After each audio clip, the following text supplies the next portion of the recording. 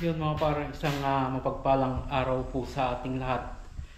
Nagbabalik tayo dito sa dati nating project. Ano po? So ito yung project mga idol na nagkisame tayo ng PVC mixed with Hardiplex board.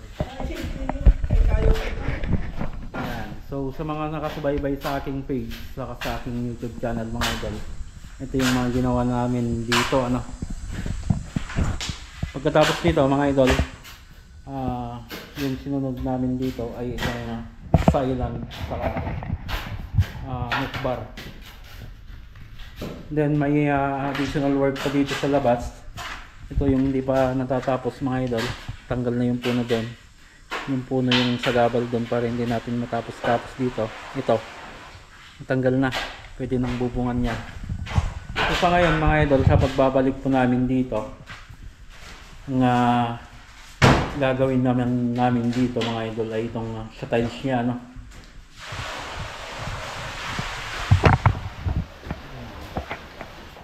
So dry back method yung gagawin namin mga idol. Pag dry back method, ganito yung paraan na ginagawa namin. Nauna yung tubig bago i-mix yan yung semento niya. Balikan natin yan mga idol mamaya. So nakapag layout na ako dito mga idol sa taas. Yan, sa second floor po yung inuna namin. So ito yung pinaka mahirap minsan. Babase tayo sa mga siroko. Ayaw naman nating magsiroko sana ng maliliit mga idol. Pero hindi maiiwasan mga idol na may siroko tayong below 15 cm or 10 cm. Dahil na rin po sa sukat ng area. So maraming adjust yung ginawa ko dito mga idol. Pero magkakaroon pa rin kami ng siroko na above 10 cm. Ginitna ko, then ginitnaan ko yung gitna.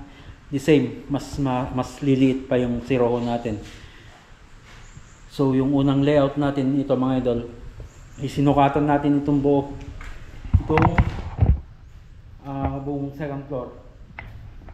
Ito yung kagandahan pag may laser ka mga idol. Nakikita mo na kung nasaan talaga yung mataas na parte ng bahay for adjustment ng ating topping ng ating mortar. So yung ginamit natin layout dito mga idol ay itong laser level So yung maximum siguro ng kapal dito mga idol ay 5 cm. Then yung minimum ay 3 cm. Yan po sa mga gilid, sa mga papasok sa mga kwarto 4 cm po yan. Dito lang po sa part na ito medyo kumapal. So sa mga sumusubaybay sa amin mga idol, ito yung mga tinanggalan na namin ito ng plugs o yung mga natirang halo na dumikit dito sa flooring. So natanggal na namin yun mga idol. So ang ginawa na lang namin kanina at madalas nyo rin makita sa aking mga vlog or videos, binabad po ito. Pinabababaran ko muna. Pasisip-sipin muna namin yung dating flooring ng tubig mga idol para mas makakapit yung aming pinaka grout nya. So bago itong tabbing na mga idol, may grout pa dito. Nag-grout kami ng purong semento. So ito yung napili nilang tiles mga idol. Porcelain tiles po ito na 60 by 60 at may pattern po kami sinusunod dito, may design po itong tiles. Yan. So magkaiba yung design nito, although parehas itong tiles mga idol, yung design sa baba ay iba po yung pattern naman dito sa taas, yung pinaka design nya. So pag nabuo natin yung design mga idol, i-video natin po ulit ito.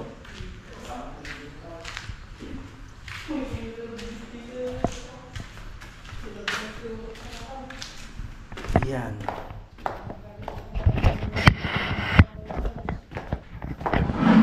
So ito na yung mixture.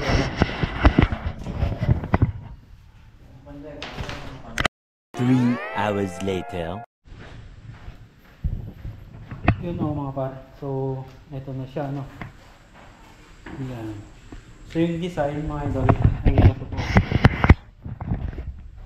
Yan. Yan po yung design niya. Then nandun din sa kabila. Then sa baba mga idol, iba naman doon yung design niya. May pattern din na susundan po kami. Susundan po namin yung pattern ulit. Iba naman po yung design doon sa baba. So alas 10 na ako napagsimula. Isang installer lang po ito.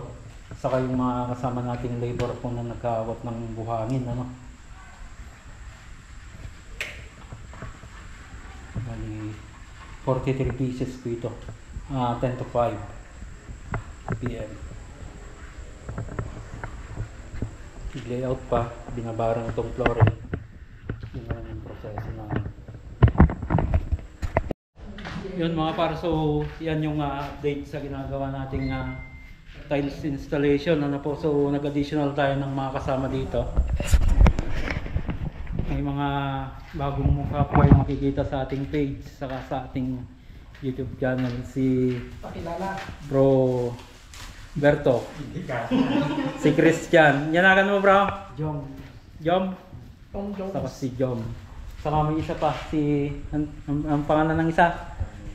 Arnold. Arnold? Ayan. So may pakape ulit si madam mo.